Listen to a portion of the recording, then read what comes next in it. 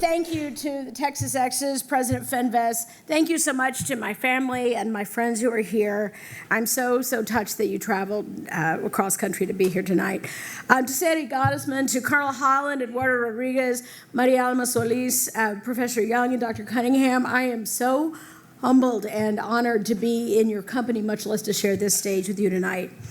I'm so grateful to be among all of you this evening, and I'm so grateful that I got my start at the University of Texas.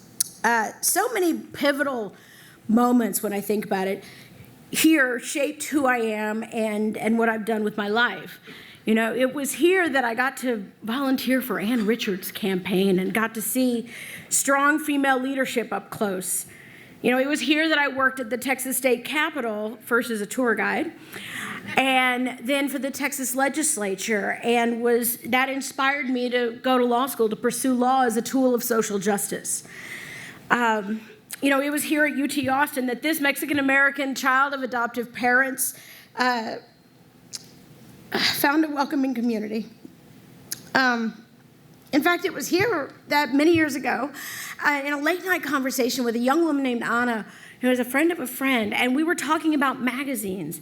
And she told me, Anna had beautiful brown skin and long black hair, and she told me that, you know, I was reading Glamour and Cosmo, and we were talking about this. And she said, no, her mother had never let her read, you know, these women's magazines. And I said, oh, that's because you've got like an old school, you know, Mexican Catholic mother who, you know, doesn't believe in premarital kissing. And, you know, these magazines are all about premarital kissing. And she said, no, I think that wasn't why my mother wouldn't let me read magazines. She wouldn't let me read these magazines because we weren't in there. And she said, if this is beauty in this country and you're not in there, you don't need to be seeing that. And it really, you know, it struck me, and it stayed with me for a long time. And in part, that inspired me to start Latina magazine, you know, many years later, instead of actually practicing law. And the same urge to tell our stories and change our images inspired me to move into the entertainment industry. And, you know, because I believe that what we do in entertainment matters a great deal. You know, we get to decide what heroes look like, and we get to shape what we think of ourselves and what other people think of us.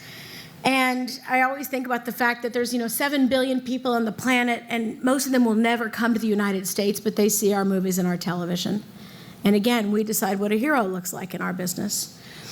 It was also here that I got a very marketable degree in philosophy.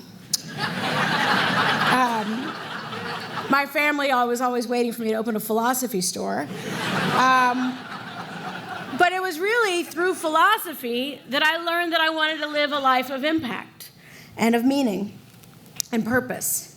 And I think at the end of our days, I suspect that we're all going to measure our life not in wealth, not in titles and awards, even those as prestigious as this one tonight.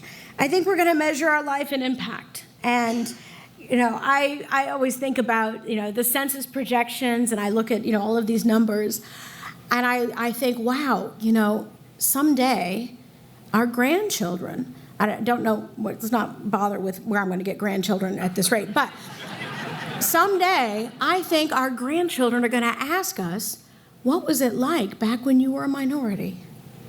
What was that like? And I hope I can say, I helped tell our stories.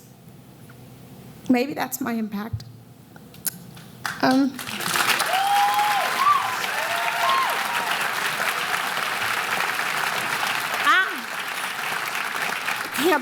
I cannot believe I'm proving her right. Oh. You honor me with this award tonight, but I hope to honor you all in the University of Texas every day with the way I live and work. Thank you.